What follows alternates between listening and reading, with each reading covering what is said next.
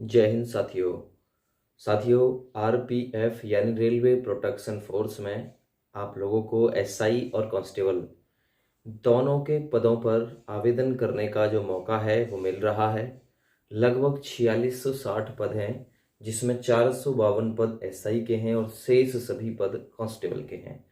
आप लोगों को क्या योग्यता इसके लिए चाहिएगी, एसआई के लिए कौन सी, कांस्टेबल के लिए कौन सी योग्यता चाहिएगी, दूसरा हाइट कितनी चाहिएगी, एग्ज़ाम कितने मार्क्स का आएगा, एग्ज़ाम में कौन से सब्जेक्ट की प्रायिकता सबसे ऊपर रहेगी, तो इन सभी तथ्यों पर आप लोगों को अगले 5 से 6 मिनट में पूरी जानकारी मिल जाएगी।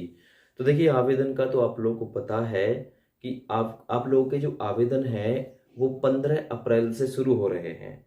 आपके आवेदन 15/4/2024 से शुरू हो जाएंगे और ये जो आवेदन शुरू होंगे 15/4/2024 को, ये 14/5/2024 तक चलेंगे, यानी मई 14 तक चलने वाले हैं। इतने टाइम के पीरियड में आप लोग अपना आवेदन इसमें डालिएगा। एडमिट कार्ड और एग्जाम डेट के बारे में आप लोगों को आगे आने वाले समय में सूचना दे दी जाएगी।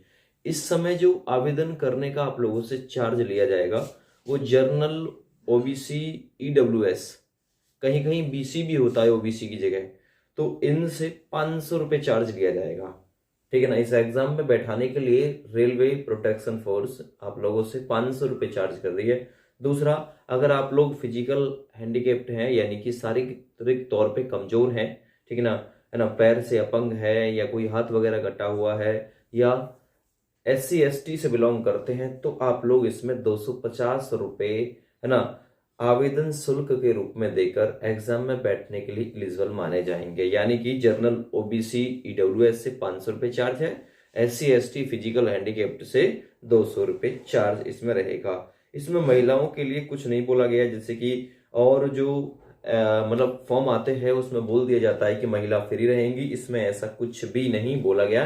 तो जहां तक मुझे लगता है कि जो प्रायिकता मेल कैंडिडेट के लिए रहेगी जनरल, ओबीसी, एससी एसटी की, वही फीमेल के लिए भी रहेगी।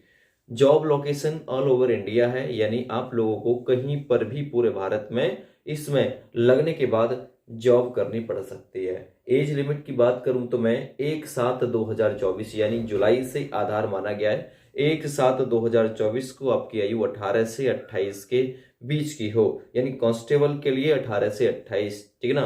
3 साल का रिलैक्सेशन शामिल है। ठीक है, आगे बात करते हैं सब इंस्पेक्टर। 20 से 28, है ना, 20 वर्ष कम से कम और अधिक से अधिक 28 वर्ष से ऊपर ना हुई हो, इंस्पेक्टर के लिए वो आवेदन करेगा। कांस्टेबल के लिए कम से कम 18 और अधिक से अधिक आप लोगों की आयु 28 वर्ष पूरी ना कही हो, उससे पहले हो, और 1/7/2024 को आधार मान के ये एज काउंट की जाएगी। और जो एक्स्ट्रा रिलैक्सेशन मिलता है वो एज पर रेलवे रूल्स के मुताबिक मिलता है, आरपीएफ के मुताबिक। आगे मैं इसमें थोड़ा सा मतलब और डिटेल से जाने की कोशिश करूं तो कांस्टेबल के लगभग इसमें 4208 पद हैं और जो आपके एसआई यानी सब इंस्पेक्टर के इसमें लगभग 452 पद हैं। एसआई के लिए आपको पता है ग्रेजुएट लोग आवेदन करते हैं और कांस्टेबल में 10th पास को भी जो प्रायिकता है वो दे दी जाती है। ठीक है ना, याद रखना। बैचलर डिग्री चाहिए, बीए, बीकॉम, बीटेक हो, बीएससी हो, जो ग्रेजुएशन में आती है वो एसआई के लिए एलिजिबल रहेगा। और कांस्टेबल के लिए 10th पास, जो भी 10th पास जिसकी आयु 18 से 28 है, इसके बीच की है, तो वो इसमें आवेदन बिल्कुल कर पाएगा। ठीक है, आगे मैं बात करता हूं फिजिकल एबिलिटी की, यानी फिजिकल में आप लोगों को कितनी हाइट चाहिए। देखिए, अगर आपकी हाइट 165 सेंटीमीटर है मेल कैंडिडेट, तो आप लोग इसमें आवेदन कर पाएंगे। 165 से कम है तो भाई कहना मुश्किल है। 165 किस किस की? Journal, OBC. अगर एससी एसटी हैं मेल कैंडिडेट तो 160 सेंटीमीटर से काम आपका चल जाएगा, ठीक है ना। लेकिन जर्नल ओबीसी हैं तो 165 सेंटीमीटर हाइट चाहिए मेल कैंडिडेट। फीमेल की बात करूं तो 157 सेंटीमीटर आप लोगों को हाइट चाहिएगी, है ना।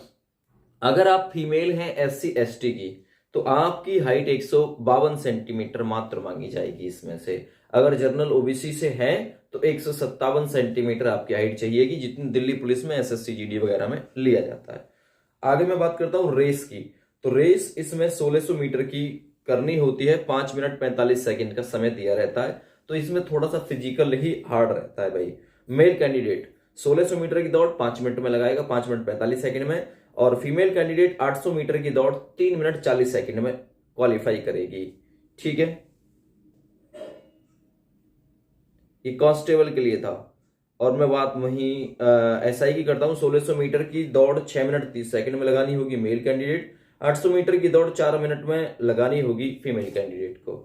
लॉन्ग जंप की बात करूं तो लॉन्ग जंप 14 फीट कूदना पड़ेगा लंबा मेल कैंडिडेट को कांस्टेबल के लिए, और फीमेल कैंडिडेट को 9 फीट कूदना पड़ेगा लंबा, 9 फीट फीमेल कैंडिडेट, ठीक है ना, कांस्टेबल की पोस्ट के लिए, और 14 फुट मेल कैंडिडेट कांस्टेबल की पोस्ट के लिए। वहीं अगर लॉन्ग जंप एसआई की पोस्ट के लिए बात करें तो 12 फीट कूदना होगा मेल कैंडिडेट को, और वहीं 9 फुट कूदना होगा फीमेल कैंडिडेट को एसआई की पोस्ट के लिए।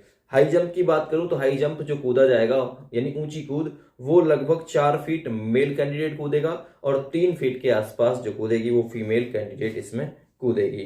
ठीक है, हाई जंप एसआई के लिए हाई जंप रहेगी मेल कैंडिडेट 3 फीट 9 इंच, और वहीं फीमेल कैंडिडेट 3 फीट के आसपास इसमें कूदेगा एसआई की पोस्ट के लिए।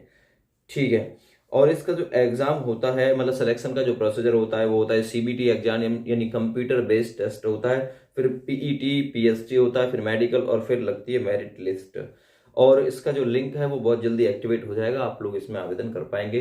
वहीं इसके पेपर की बात करें तो लगभग इसका जो पेपर होता है वो 120 नंबर का पेपर होता है, जिसमें जीके जीएस और साइंस की प्रायिकता थोड़ी ज्यादा रहती है। 120 क्वेश्चन इसमें आपके आते हैं, 120 क्वेश्चन आपको अटेम्प्ट करने होते हैं। नेगेटिव मार्किंग 1/3 की रहती है।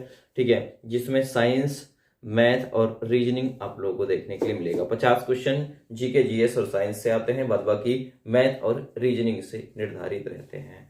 ठीक ना, चलिए, जय हिंद।